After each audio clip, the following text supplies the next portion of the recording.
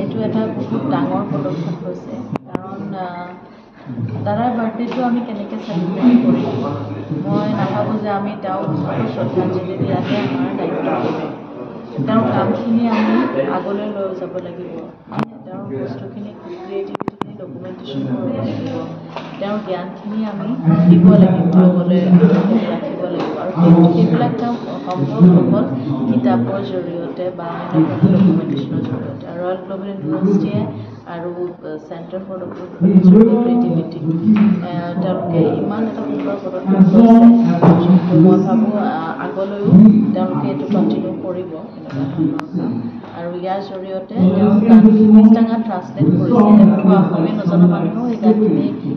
এচেঞ্চটো বুজি পাব গতিকে এইটো মানে অকল এটা গ্ল'বেল লেভেলত তেওঁলোকে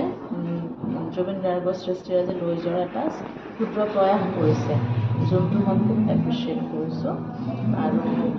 আমি আশা কৰোঁ আগলৈও এনেকুৱা পদক্ষেপ ইউনিভাৰ্চিটি বা এনেকৈ আমি নিজে হ'লেও লৈ যাম। Thank you so much.